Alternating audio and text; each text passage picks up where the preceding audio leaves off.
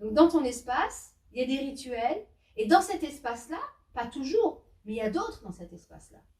Donc, il y a ces règles aussi avec l'autre, quel qu'il soit, hein, dans un espace de travail, dans un espace comme lui d'accueil parents-enfants ou à la maison, qui n'est pas respecté par le commun, ben, en fait, c'est dysfonctionnel. Là, on peut parler des choses dysfonctionnelles. Un parent qui ne respecte pas l'espace de l'enfant, qui ne respecte pas qu'à un moment, il a besoin aussi d'être en retrait, qu'il a besoin d'un temps calme. Oui, c'est pas simple de grandir, en fin de compte. Hein. C'est vraiment pas évident. Hein. Mais le seuil implique un nouvel espace, et cet espace implique des règles. C'est-à-dire, quand tu rentres dans un nouvel espace, je ne sais pas ce que tu en fais, mais théoriquement, tu prends une décision, ou de respecter ce nouvel espace, ou de le foutre en l'air. Je vais prendre des toilettes, c'est un espace dédié à quelque chose. C'est souvent un espace qu'on partage, mais les uns après les autres. Et puis, c'est pas un espace où tu restes et tu lis pendant 3 heures. Et tu restes sur ton film jusqu'à ce qu'il finisse. Tu fais ce que tu as à faire, tu sors, parce que potentiellement, quelqu'un d'autre qui va venir. Et je pense que quand tu acceptes de franchir un seuil, donc d'intégrer un nouvel espace, tu intègres aussi de nouvelles règles, de nouvelles pratiques. Par exemple, avec toi, je vois que tu as intégré ces espaces-là, les règles aussi qui y vont. Du coup, même moi, psychiquement, en tant que responsable, en tant que parent, je t'autorise à conquérir d'autres espaces et à franchir d'autres seuils. C'est pas que je t'autorise parce que tu pourrais te l'autoriser toi-même. Aaron, il s'autorise bien. Mais il y a quelque chose dans l'esprit du vivre ensemble où moi, je sais que tu peux intégrer de nouvelles règles. Tu peux franchir d'autres seuils. Alors que certains, tu t'en inquiètes parce que déjà les règles du premier espace ne sont pas intégrées. N'oubliez pas que moi, ma vie que je vis, c'est celle-là. J'en ai pas d'autres. Alors que toi, tu as tout le rêve et le désir et le temps d'en conquérir d'autres et d'en construire un autre. Et c'est pour ça que voilà, pour moi, c'est important qu'on respecte mon espace aussi et du coup mes règles. Si je donnais un exemple, on est surtout quand elle avait encore ces garçons très présents. Il y avait quelque chose qu'ils ne respectaient pas quand ils rentraient. Ils pouvaient fumer dans les couloirs, pouvaient se prendre des affaires qu'ils trouvaient parce que soi-disant le garage était ouvert ou voilà, ou par exemple secouer le tapis. Alors que j'ai bien signifié que c'est un espace pour moi le balcon. Je ne peux pas juste prendre toute ta poussière, tout ton sucre, toutes tes miettes. Et quand on a quelques-uns qui ne le respectent pas, tu peux rien faire. Donc c'est aussi quelque chose d'implicite et on doit jouer implicitement le jeu. Si on ne joue pas le jeu, on n'a aucun moyen de forcer les gens à l'appliquer et il peut y avoir des conséquences. Faites compte. Surtout s'il va, imaginons, il est en couple, il commence à avoir des enfants. Pas qu'il oublie que cet espace-là dans lequel il était enfant, en fait, clairement, c'est l'espace de son père, de sa mère, qui est un homme et une femme lambda. Et que s'il vient dans cet espace-là, même en tant qu'adulte, de 50 ans, et qu'il respecte l'espace de ses parents, il sera toujours le bienvenu. Par contre, le jour où le fait qu'il vienne et qu'il reprenne des habitudes ou qu'il se permette des choses en oubliant, en occultant qu'il n'est plus un enfant, et surtout que c'est l'espace de ses parents dans lesquels eux vivent au jour le jour, alors quand il viendra, on attendra qu'il parte. C'est ça qui est triste. En sachant que quand elle venait, elle essayait de passer une partie du temps à la maison et une partie chez sa mère aussi. Oui. C'est surtout ne pas favoriser l'un plus que l'autre, parce que ça pourrait être mal interprété. Oui. J'ai pas changé spécialement la disposition de la chambre, puisque c'est pas moi qui m'en sers. Mais comme elle était partagée avec Chloé à ce moment-là, c'est Chloé qui a réaménagé un petit peu la chambre en fonction de ses besoins, sachant que sa sœur n'était plus là. D'un côté, je pense qu'elle a dû se dire chouette, qu'elle se récupérait une pièce entière, plus une salle de bain, qu'elle n'avait pas partagé avec personne, quoi. Ouais. Le rôle d'un parent, c'est pas d'élever un enfant pour qu'il reste, à mon sens, Oui. qu'il reste à ses côtés. Mhm. Tu peux rester proche sans pour autant être à côté. Oui, oui.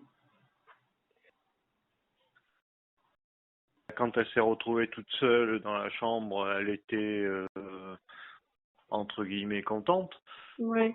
Et quand sa sœur est revenue au bout de 4 ans, il a fallu qu'elle recède ce qu'elle s'était approprié. Mhm. En, en France, dans certaines régions, et il y a quelques décennies de ça, ça se faisait, où tu avais plusieurs générations qui vivaient dans le même logement ou la même maison, mais Enfin, en gros, on était coincés parmi trois, on va dire trois familles qui faisaient partie à peu près de la même famille, quoi. oui, qui avaient des liens de parenté, quoi. Voilà, c'est ça. Ouais, mais bon, c'est pas. Après, le problème, c'est que c'était un petit village, donc moi, j'ai toujours trouvé un peu, comment dire, trop proche. Bah, ça c'est sûr, hein. Tu peux être à proximité sans pour autant être à côté. Oui. Ça aurait été un plus grand village ou une commune où même si tu as 10 minutes de marche pour aller voir le parent ou l'enfant, euh, ouais, ça reste parce que t'es Ah, pas avec la personne et du coup t'es pas au courant de tout ce qu'elle fait. mhm. Après, on fait tous des erreurs. Oui, bah oui. Mais c'est pas parce que tu fais des erreurs que tu as fait un mauvais choix. Mhm. Pas parce que t'es parti que c'est un mauvais choix. Attention, c'est justement t'es parti pour vivre ta vie, mais tu peux pas réussir tout. Donc du Mhm. coup, ça veut dire que tu feras des erreurs, c'est obligé. Mais justement, il faut profiter d'avoir fait ces erreurs pour ne plus les refaire et avoir une vision différente de ce qui peut t'attendre. Après, il y a des parents, mais ça c'est plutôt dans les anciennes générations. Mhm. C'est ben non, tu vis chez moi, donc tu suis mes règles. Mhm. C'est pas faux dans un sens parce que tu habites chez quelqu'un, mais en même temps, c'est la personne, l'enfant, il grandit, il a des besoins autres, différents, Mhm. une vision qui est propre à ses idées par rapport à ce qui lui a été enseigné, mais qui a aussi vécu des choses différentes, donc il a une vision totalement différente Mhm. ou partiellement. Mais à un moment donné, les concessions, il faut en faire. Alors, quand je suis revenue, déjà, j'avais ma propre chambre nulle part. Ouais, mais du coup, c'est ça, j'avais pas de chambre à moi, Mhm. parce que ma chambre à moi, du coup, chez ma mère, était utilisée par quelqu'un d'autre. D'accord. Euh, et au niveau de chez mon père, bon, il y a toujours la chambre avec Chloé à partager, mais du coup, il a fallu réarranger en fait tout ce qu'elle s'était installé, etc. Ouais. pour qu'on puisse être à deux dedans. Mhm. Au niveau des sentiments, je me sens toujours un peu de trop. Ah, quand maintenant? Ouais. Ouais.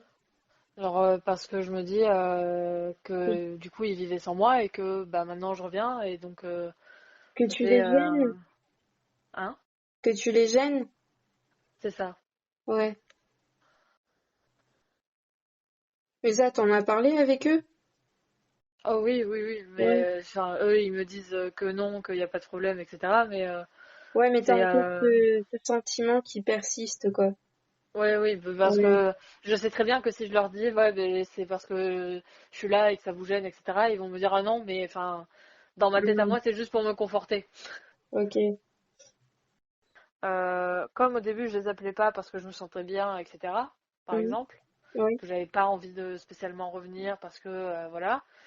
En fait, après, je me suis dit que j'allais pas les appeler parce que justement, Chloé et Anthony un peu moins, mais Jade en l'occurrence, elle me demandait souvent quand est-ce que je revenais et comme je savais que je pouvais pas la voir de suite, ça me faisait de la peine de l'avoir au téléphone, ça me faisait de la peine d'avoir ma mère au téléphone en sachant que ça allait la blesser et que j'étais pas là. Oui. Et donc, voilà. Est-ce que je suis vraiment chez moi à Paris? Je sais pas, hein. Parce qu'Anthony, je descends de la gare de la Croix de Berny, je suis chez moi en vrai. C'est tellement familier, enfin j'ai vécu là tellement longtemps que... Non, en vrai, je suis une folle, hein. Même ici, je suis chez moi. Enfin... Ouais, à la Croix de Berny, quand je descends du RER, je suis chez moi. Après, à Paris, je suis chez moi quand je rentre dans mon studio. D'accord. Ouais, c'est vraiment ça. Je pense que c'est vraiment ça. Je sais pas si c'est une question de souvenir, c'est une question de nostalgie aussi un peu. Enfin, là-bas, c'est mon école maternelle. Trop bien. Je faisais du demi-fond dans le stade ici. Enfin, tu vois. Alors qu'à Paris, j'ai des très bons souvenirs avec mes potes, mais pas spécialement dans mon quartier finalement. Parce que bah, ma fac n'est pas dans mon quartier. Donc le quartier, c'est vraiment là où je vis pour dormir, etc. Mais il y a tout un panel de souvenirs sur un très très long terme. Alors que même si j'ai beaucoup de souvenirs à Paris, c'est des souvenirs qui restent condensés sur une période très courte de ma vie. Et du coup, des souvenirs qui finalement sont assez similaires aussi, parce que c'est tout le temps avec les mêmes personnes, mon groupe de potes, et un peu tout le temps les mêmes occasions. Genre, on se voit pour manger, avant une soirée, après une soirée. Ouais, je vois ce que tu veux Voilà. dire. Donc, ouais.